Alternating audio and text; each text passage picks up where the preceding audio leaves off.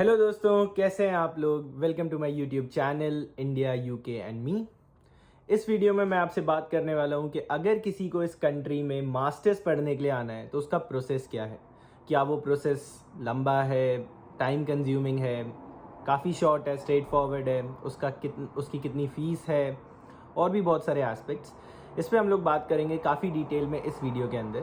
सो दोस्तों, प्लीज़ इसे शुरू से एंड तक देखिएगा और अगर आपको ये वीडियो अच्छी लगे तो प्लीज़ इसे लाइक और सब्सक्राइब कर दीजिएगा। इससे बहुत ज़्यादा मोटिवेशन मिलता है मुझे और मैं और ज़्यादा वीडियोस आपके लिए बनाऊंगा जो आपके लिए काफ़ी हेल्पफुल होंगी। तो शुरू करते हैं। सबसे पहली चीज़ है एप्लीकेशन प्रोसेस। इस कंट्री के अंदर एप्लीकेशन प्रोसेस पूरे 12 महीने खुला रहता है। आप कभी भी किसी भी यूनिवर्सिटी के किसी भी कोर्स के लिए अप्लाई कर सकते हैं। जैसे अगर मैं आज डिसाइड करूं इस कंट्री में आने का और आज मैं किसी भी यूनिवर्सिटी की वेबसाइट पे जाके अप्लाई करूं तो मुझसे 2 सवाल पूछेंगे कि आपको कौन से इनटेक में आना है। तो यहाँ पर 2 इनटेक हैं।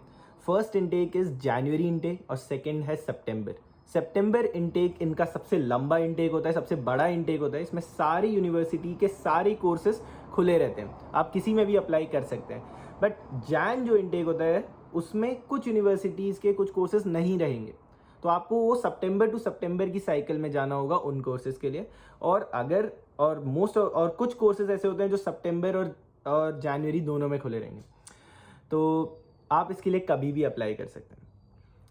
अब इसका कोई स्पेसिफिक विंडो नहीं है। मुझे अगर आज अप्लाई करना है फॉर जैन इनटेक तो मैं अप्लाई कर सकता हूँ, बट किसी भी इनटेक के 2 महीने पहले वो उस विंडो को बंद कर देंगे कि अगर मुझे आज सितंबर इनटेक को एम करना है 2022 का तो मैं अप्लाई नहीं कर पाऊंगा क्योंकि अभी जुलाई हो चुका है, तो उस पर आप अप्लाई नहीं कर सकते। 2 महीने पहले वो विंडो बंद हो जाएगी।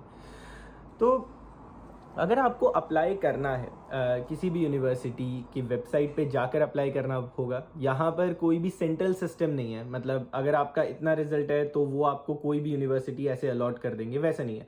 आपको यूनिवर्सिटीज़ पे रिसर्च करना है और जो यूनिवर्सिटी आपको अच्छी लगती है या उसके अंदर वो कोर्स एलिजिबल है, आपको उसकी वेबसाइट पे जाके अप्लाई करना होगा। उसका एप्लीकेशन प्रोसेस कैसा है। अराउंड 80% ऑफ द यूनिवर्सिटीज़ जो यहाँ पर हैं, मिड रेंज यूनिवर्सिटीज़, वो सारी यूनिवर्सिटीज़ में एप्लीकेशन फ़ीस नहीं है, तो आपको वहाँ पर एप्लीकेशन फ़ीस नहीं देनी होगी। अगर आपको इस कंट्री में कोई भी कोर्स पढ़ना है या किसी भी यूनिवर्सिटी में आना है तो उसका 3 स्टेप प्रोसेस है। सबसे पहले आप डिसाइड करिए कि आपको कौन सा कोर्स पढ़ना है। सबसे पहले डिसाइड करिए कौन सा कोर्स में आप एक्सेल करना चाहते हैं या जिसका आप बैचलर इंडिया में कर चुके हैं या आप मास्टर्स यहाँ पर करना चाहते हैं। जैसे बिजनेस कोर्स, मैंने इंजीनियरिंग करी थी इंडिया में और मैंने यहाँ पर एक बिजनेस कोर्स किया। तो आप सबसे पहले कोर्स डिसाइड करिए। जैसे ही आप कोर्स डिसाइड कर लेते हैं फिर यहाँ पर 3 रैंकिंग एजेंसीज हैं। एक है QS रैंकिंग्स, एक है द यूनिवर्सिटी रैंकिंग्स और थर्ड जो है वो है द गार्जियन रैंकिंग। ये तीनों रैंकिंग के अकॉर्डिंग आप अपने कोर्स के अकॉर्डिंग आप यूनिवर्सिटीज़ को फिल्टर कर सकते हैं। तो टॉप नॉच यूनिवर्सिटी से लेकर मिडिल से लेकर लोअर रैंक यूनिवर्सिटी, सारी यूनिवर्सिटीज़ जो यूके में है वो सारी आपको मिल जाएंगी। आपके कोर्स के अकॉर्डिंग आपको यूनिवर्सिटी पता लग गई। अब उस यूनिवर्सिटी की वेबसाइट पे जाकर आप अप्लाई कर सकते हैं। वो एप्लीकेशन प्रोसेस डिजिटाइज्ड है, आपको कोई भी डॉक्यूमेंट पोस्ट या ऐसे करने की ज़रूरत नहीं है। सब कुछ वो लोग आपको अपलोड करना होता है। वो आपसे सिर्फ आपके 5 डॉक्यूमेंट्स मांगेंगे। आपका पासपोर्ट नंबर, आपका 2 LORs। अब LORs क्या है कि 2 लेटर ऑफ रिकमेंडेशंस आपको अपने प्रोफेसर से या आपको अपने मैनेजर से लिखवाने होंगे। जनरली यूनिवर्सिटी प्रोफेसर्स के पास एक फॉर्मेट होता है, उस फॉर्मेट में वो आपका नाम चेंज करके और आपकी कुछ क्वालिटीज़ लिखकर यूनिवर्सिटी को ईमेल कर देंगे। मेरे प्रोफेसर ने तो मेरा नाम खाली चेंज किया था और उन्होंने कहा था अगर आपको वहाँ पर कुछ लिखवाना है तो प्लीज़ कहिए। तो आप ऐसे प्रोफेसर चूज़ करिए जो आपके बारे में डेफिनेटली अच्छा लिखेंगे, जिससे कि यूनिवर्सिटी आपको एक्सेप्ट कर ले। वो LORs बहुत बहुत ज़्यादा इंपॉर्टेंट होते हैं, तो आपको 2 LORs की ज़रूरत पड़ेगी। तो जो भी बच्चे एम कर रहे हैं कि मुझे जो 3rd ईयर में, 2nd ईयर में हैं, जो बाहर पढ़ने आना चाहते हैं, वो प्रोफेसर्स के साथ प्लीज़ बना के रखिए जिससे कि वो आपको LORs लिख कर दें। फिर आपको एक SOP क्रिएट करना होगा। SOP है statement of purpose. Statement of purpose में आपको ये बताना होगा कि आप इस कंट्री में क्यों आना चाहते हैं, मतलब आप उस यूनिवर्सिटी में वो कोर्स क्यों पढ़ना चाहते हैं और आपकी कौन सी ऐसी स्किल्स हैं जो आपको सपोर्ट करेगी उस यूनिवर्सिटी के अंदर उस कोर्स को अच्छे से फुलफिल करने के लिए। एक्चुअल में आप ऐसा समझिए कि वो आपको अपनी तारीफ़ें करनी है, आपको अपने जॉब एक्सपीरियंस के बारे में अगर आपका है तो आपके पास डेफिनेटली इंटर्नशिप एक्सपीरियंस होगा, उसके बारे में उसके अंदर लिखिए। आपके एकेडमिक रिकॉर्ड्स के बारे में लिखिए अगर वो बहुत ज़्यादा अच्छे हैं तो, और आपके इंटरेस्ट के बारे में लिखिए कि आपको वो कोर्स क्यों पढ़ना है।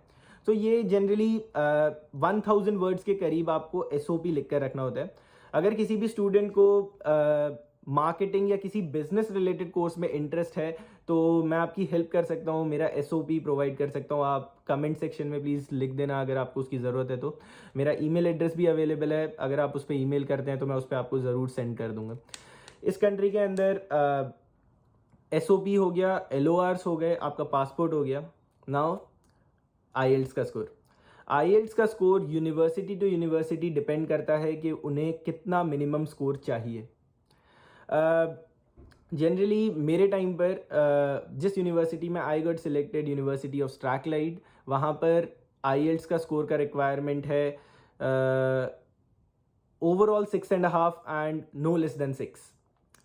तो अगर आपको IELTS वेव ऑफ भी किया जा सकता है अगर आपके पास IELTS का स्कोर नहीं है, पर अगर आपने रिसेंटली 12th का एग्ज़ाम दिया है और 12th के एग्ज़ाम को CBSE बोर्ड से दिया है, CBSE बोर्ड में अगर आपके अबव 75 मार्क्स हैं तो आपका IELTS वेव ऑफ हो सकता है, but with in a 5 year range होना चाहिए। मतलब आपने, अगर आप आज के इनटेक में एम कर रहे हैं तो आपका जो 12th का एग्ज़ाम है वो 2017 तक अगर आपने दिया है और उसका आपका स्कोर 75 से ज़्यादा है तो IELTS वेव ऑफ कुछ यूनिवर्सिटीज़ कर सकती हैं, उसमें से यूनिवर्सिटी ऑफ स्ट्रैथक्लाइड एक है।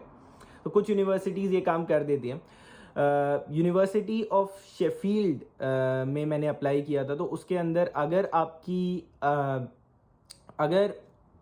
आपकी कंपनी में जिसमें आप काम कर रहे हैं उसका मीडियम ऑफ कम्युनिकेशन इंग्लिश है और आपका यूनिवर्सिटी जहाँ पर आपने पढ़ाई की है वहाँ पर मीडियम ऑफ कम्युनिकेशन इंग्लिश है और आपके पास 75 अबव मार्क्स हैं इन CBSE 12th इंग्लिश एग्ज़ाम, तो आपका वेव ऑफ होने के चांसेस हैं।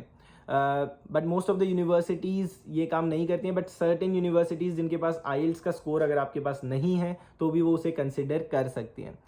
बट IELTS का स्कोर, IELTS का एग्ज़ाम आपको दे देना चाहिए, उसका वैल्यू 2 साल तक रहता है। आप उसको रिज्यूमे में और दूसरी जगहों पर लिख सकते हैं। UK में आपके लिए वो वैल्यूबल रहेगा। ये हो गया। ये अगर आपके पास डॉक्यूमेंट्स हैं तो आपका एप्लीकेशन प्रोसेस आराम से हो जाएगा। इसको छोड़ के उन्हें और किसी डॉक्यूमेंट की ज़रूरत नहीं है।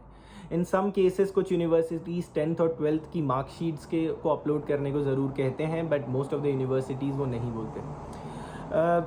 ये अगर आपके पास, जैसे ही आप अप्लाई कर देते हैं, आप किसी भी यूनिवर्सिटी के पोर्टल पे जाके जब आप अप्लाई करते हैं तो वो जनरली 3 to 4 वीक्स का टाइम लेते हैं। अगर आपका इनटेक काफ़ी ज़्यादा दूर है आपका ऑफ़र लेटर रिलीज़ करने में, आपको 2 तरीके के ऑफ़र लेटर्स इसके बाद मिल जाएंगे। ईदर वो कंडीशनल होगा, ईदर वो अनकंडीशनल होगा। अनकंडीशनल ऑफ़र लेटर का मतलब है आप सिलेक्टेड हैं, आप उसके बाद प्लीज़ उनको डिपॉजिट मनी दे दीजिए, जिसके बाद वो आपके एप्लीकेशन को एक्सेप्ट करेंगे और आप वीज़ा के लिए अप्लाई कर सकते हैं। आपको अनकंडीशनल ऑफ़र की जगह पे कंडीशनल ऑफ़र लेटर भी दिया जा सकता है। कंडीशनल ऑफ़र लेटर में कुछ कंडीशंस दी जाएंगी कि अगर ये कंडीशंस आपने फुलफ़िल करी तो आपका एप्लीकेशन एक्सेप्ट किया जाएगा, नहीं तो नहीं। जैसे कि अगर आपके पास IELTS का स्कोर नहीं है और आप अभी अप्लाई कर रहे हैं तो वो आपको कहेंगे कि आप प्लीज़ IELTS का एग्ज़ाम दे दो और इतना स्कोर ले आओ, बाकी सारे कंडीशंस फुलफ़िल हो चुके हैं, बट आप इस कंडीशन को फुलफ़िल करिए और आपका ऑफ़र लेटर अनकंडीशनल हो जाएगा। एक और जो इम्पॉर्टेंट यूनिवर्सिटी डॉक्यूमेंट है वो है आपकी ट्रांसक्रिप्ट, जिसके अंदर हर सेमेस्टर के रिजल्ट्स लिखे होते हैं।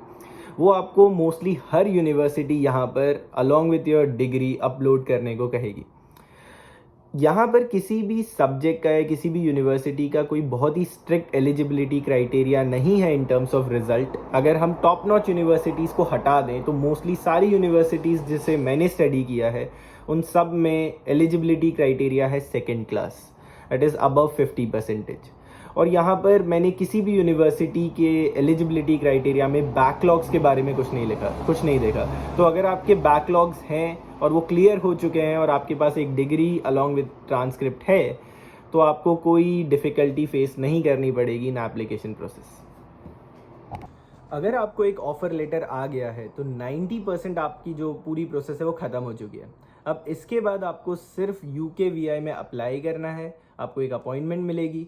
अगर आपके पास एक ऑफ़र लेटर है, आपके पास सफिशिएंट फंड्स हैं और आपके सारे डॉक्यूमेंट्स करेक्ट हैं, तो आपको 100% वीज़ा मिल जाएगा। वहाँ पर कोई इंटरव्यू स्क्रीनिंग क्वेश्चंस नहीं होते हैं। वो आपके डॉक्यूमेंट्स वेरीफाई करते हैं, आपका फ़ोटो क्लिक करते हैं और उसे वीज़ा ऑफिस भेज देते हैं। That's it. तो अगर आपकी ये सारी चीज़ें करेक्ट हैं तो आपको यहाँ का वीज़ा डेफिनेटली मिल जाएगा। मैं इन चीज़ों के ऊपर एक वीडियो ज़रूर बनाऊंगा कि इस पूरे प्रोसेस के अंदर एक एजेंट का क्या रोल होता है। अगर आपको एक अच्छा एजेंट मिलेगा तो वो बहुत सारी चीज़ों के प्रोसेस को बहुत फास्ट कर देगा और वो आपसे कोई भी चार्जेस नहीं लेगा और वो स्कॉलरशिप के लिए भी ट्राई करेगा। मैं अपनी नेक्स्ट वीडियो में आपको ये ज़रूर बताऊंगा कि एजेंट के बेनिफिट्स क्या हैं, आपको कैसे एक बेटर एजेंट ढूंढना चाहिए या आपको एजेंट की ज़रूरत कहाँ पर पड़ सकती है और किन जगहों पर आपको एजेंट की बिल्कुल ज़रूरत नहीं है। एंड लास्टली मुझे एक स्कॉलरशिप मिली थी इस कंट्री में जब मैं पढ़ने आया था फ्रॉम यूनिवर्सिटी ऑफ स्ट्रैथक्लाइड, जो डीन्स एक्सीलेंस स्कॉलरशिप है फॉर 10,000 पाउंड्स। तो मेरा एजुकेशन काफ़ी इकोनॉमिकल हो गया था। 22,000 पाउंड्स मेरी फ़ीस थी, जो 10,000 पाउंड्स की स्कॉलरशिप के बाद 12,000 पाउंड्स हो गई थी।